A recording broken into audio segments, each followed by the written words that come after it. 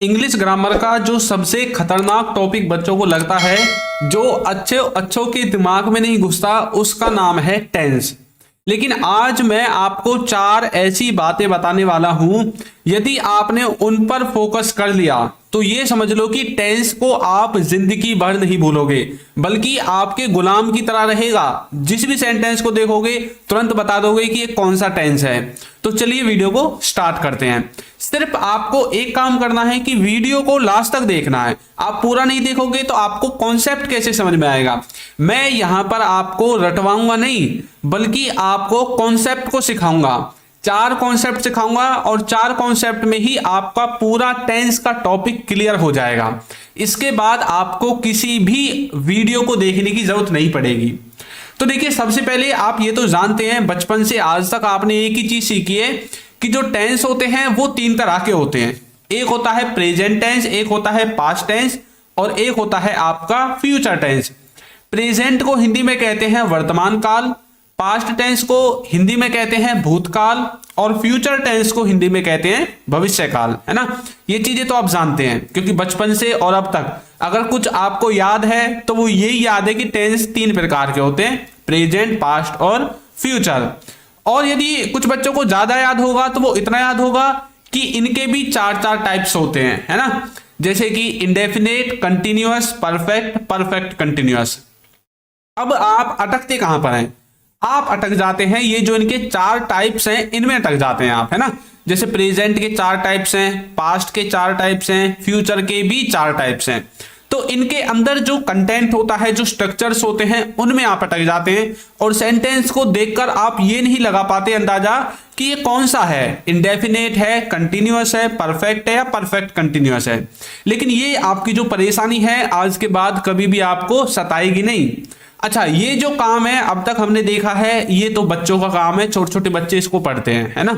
तो ये क्या है? बच्चों का काम है। ये तो सबके याद होगा।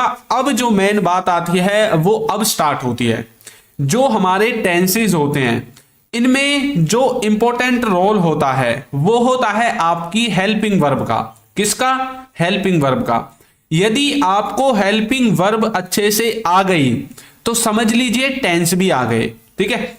अब ये जो हेल्पिंग वर्ब हैं, इनको जो प्रेजेंट, पास्ट और फ्यूचर, ये जो टेंसेज हैं, इनके जो अलग से पार्ट थे 4, उनके हिसाब से डिवाइड किया गया है कि इंडेफिनेट में कौन सी हेल्पिंग वर्ब लगेंगी, कंटिन्यूअस में कौन सी लगेंगी और परफेक्ट में कौन सी लगेंगी।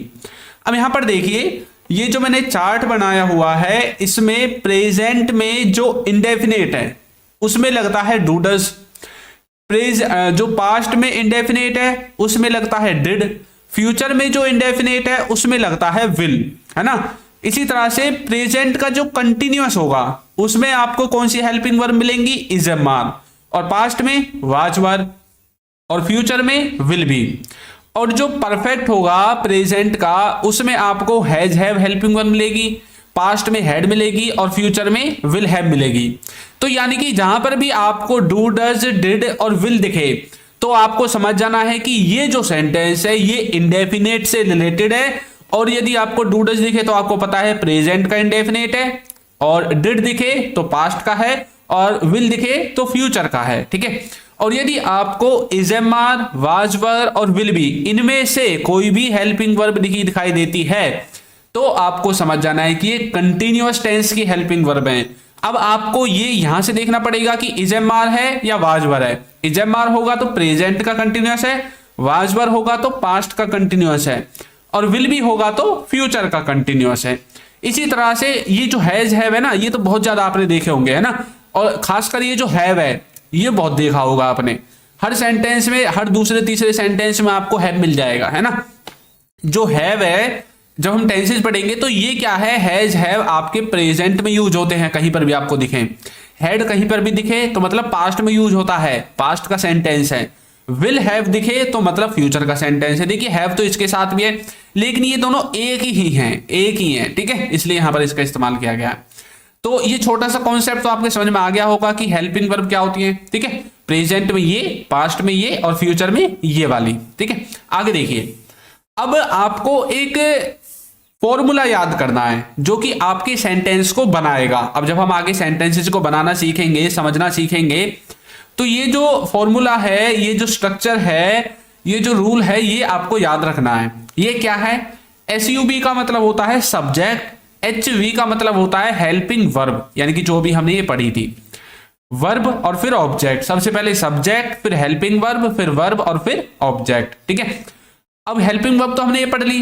वर्ब वो होगी जो सब्जेक्ट काम को करेगा। अब कोई भी आप काम करेंगे, पढ़ेंगे, लिखेंगे, सोएंगे, गाएंगे, पिएंगे, खाएंगे, कोई भी काम हो वो वर्ब के अंदर काउंट होगा, और ऑब्जेक्ट वो होगा जिस पर असर पड़ेगा। ठीक है, अब चलिए आगे देखते हैं। उससे पहले देखिए, आगे बढ़ने से पहले मैं आपको बता दूं कि हमारा जो कोर्स है उसका लिंक आपको नीचे डिस्क्रिप्शन बॉक्स में मिल जाएगा, वहां से जाकर आप इसको ज्वाइन कर सकते हैं।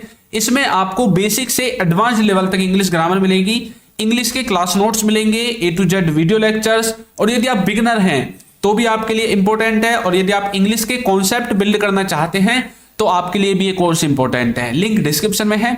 और यदि आपको कोई इशू आता है, आपकी कोई क्वेरी है, तो ये व्हाट्सएप नंबर है, इस पर आप हमें मैसेज कर सकते हैं। आपको मैसेज करना है, कॉल नहीं करनी है। बहुत से बच्चे कॉल कर देते हैं, कॉल नहीं करनी है। आपका जो भी इशू है आप वहां पर चाहे स्क्रीनशॉट भेजो या टाइप करके भेजो, जो भी आपको भेजना है भेज देना, आपको रिप्लाई मिल जाएगा। ठीक है, और देखिए, यदि आप हमारी ई बुक्स परचेज करना चाहते हैं तो इनका लिंक देखिए आपको नीचे डिस्क्रिप्शन बॉक्स में भी मिलेगा। और देखिए वीडियो के नीचे ना आपको कुछ बुक्स दिख रही होंगी, वहां से जाकर भी आप इनको क्लिक करके जो सी आपको चाहिए उस पर क्लिक करके आप इसको बाय कर सकते हैं। और हाँ, किसी के भी घर पर ये पहुंचाई नहीं जाएंगी, ये डिजिटल बुक है, PDF की तरह PDF फॉर्मेट में आपको मिलेंगी। जैसे ही पेमेंट करोगे तुरंत आपके पास क्या होगा, डाउनलोड का जो है ऑप्शन आ जाएगा पेमेंट के बाद, तो वहां से डाउनलोड पर क्लिक करके आपको डाउनलोड कर लेना है। ठीक है, और यदि आपको फिर भी कोई दिक्कत आती है तो व्हाट्सएप नंबर मैंने दे दिया है, इस पर आप कॉन्टैक्ट कर सकते हैं। अब चलिए स्टार्ट करते हैं।